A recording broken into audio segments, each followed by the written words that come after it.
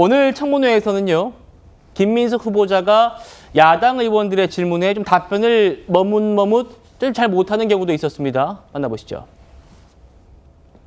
국가 채무 비율은 어느 정도인지 알고 계십니까? 채무 비율도 다른 나라 평균에 비해서 경우에 따라서는 OECD 평균보다 높다고 보는 경우도 있고 좀 낮다고 보는 경우도 있고. 그러니까 어느 정도인 것 같아요? 규모를 가늠하고 계시는지로 여쭌 겁니다. 20에서 30 정도 사이로 제가 알고 있는데요. 네. 네. 지금 우리나라 국가 채무 비율이 48.4%입니다. 김병주 의원님. 네. 국무총리 후보자인데 우리 국가 총 예산이 얼마인지 그리고 국가 채무 비율이 얼마인지 여기에 대해서 답을 잘 못했어요. 국가 채무 비율이 중요한 이유가 지금 야당에서 추경을 하면은 국가 채무가 훨씬 더 늘어난다라는 지적을 하고 있는 현안인데 네. 이 현안에 대해서도 그리고 총리로서 아주 기본적으로 갖춰야 될 통계 지식이 좀 부족한 것 아닌가라는 야당의 지적이었습니다. 자기 주변 정지가 안 돼 있으니까 그거 방어하기에 급급해서 실제적으로 총리로서 해야 될 기본적인 지식에 대한 안배도 못하고 있다. 아, 그동안 제기했던 의혹을 방어하느라 공부를 좀 못했다. 예, 오히려 본인들이 얘기를 할 때는 총리의 역량을 좀 물어봐라. 역량을 물어보면 몰라요. 이런 것들이 지금 현재 어떤 본인이 그동안에 물론 야인 생활이 많았기 때문에 저런 현상들이 있을 수 있습니다만은 차라리 제 같으면 솔직하게 털어낼 건 털어내고 사과할 건 사과하고 실제적으로 좀 더 안정적인 어떤 국가 채무 비율에 대해서도 진짜로 공공기관을 포함시킬 것인지 안 시킬 것인지 어떻게 될 것인지 좀 자기 스스로가 저런 답변을 나이스하게 함으로써 역시 대통령께서 김민석을 총리로 밀만한 이유가 있구나라고 하는 것을 확실하게 점수를 딸 수 있는 포인트를 만들어 가야 되는데 저렇다면 내용도 모르고 본인 관리는 안 돼 있고 그러면 뭐 왜 대통령께서 저 사람을 총리로 지명했나에 대한 답변 자체가 궁색해질 수밖에 없다 그렇게 보여집니다. 김영주 의원님의 따끔한 한마디였습니다. 정치권 안팎에서는요.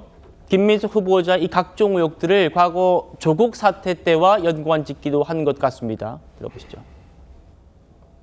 제가 볼 때는 지금 사태가 조국 사태랑 상당히 비슷해지고 있거든요. 지금 조국도 결국 억지로 임명했다고 어떻게 했습니까? 낙마하게 되고 정권에 큰 타격이 돼서 정권을 빼앗기는 결과까지 나왔는데 검찰의 탄압을 받았다 뭐 이렇게 얘기를 하다가 결국 그렇게 됐는데 첫 인사에 낙마가 갖는 정치적 부담이 더 커요. 그래서 저는 그냥 간다고 봅니다. 일단 국회에서 인준에는 문제가 없고 이제 그런 데다가 학습 효과가 있습니다. 두 개의 학습 효과가 있어요. 하나는 조국 학습 효과가 있는데 인정하면 조국처럼 된다. 인정 안 하면 대통령 된다. 이런 학습 효과가 있어요. 네. 이런 각종 의혹들에 대해서 인정하게 되면 조국 되고 인정 안 하면 대통령 된다. 이런 학습 효과가 있다. 구자령 변호사님 어떻게 들리십니까? 인정 안 하면 더 낫다라는 학습 효과는 분명히 있는 것 같아요. 근데 제가 보기에 사실 조국 전 장관은 인정 안 했거든요. 근데 그분이 지금 이렇게 된 거는 결국은 수사에 의해 가지고 진실이 드러났기 때문이에요. 그러니까 진실이 드러나면은 그냥 그렇게 뭐 사법적인 수순으로 가는 건데 지금 정권 초기에 정부와 국회와 다 장악하고 있잖아요. 그러니까 조국 때처럼 뭔가 털릴 걱정이 없다라는 게 안심이 됐고 그러면 여태까지의 학습 효과로 밀고 나가고 인정 안 하면 누가 나를 뭐 사실관계를 밝혀내겠어.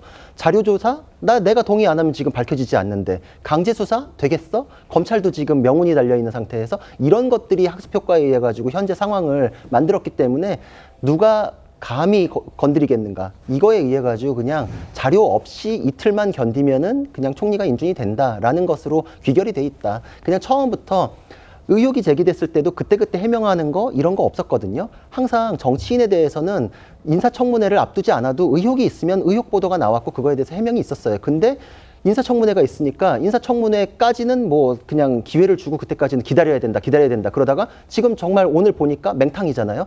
능력에 대한 것도 대답 못하고 자료에 대해서도 알아보겠다. 뭐 내일 검토해서 낼 수 있는지 보자. 결국은 계속 시간 미루기예요.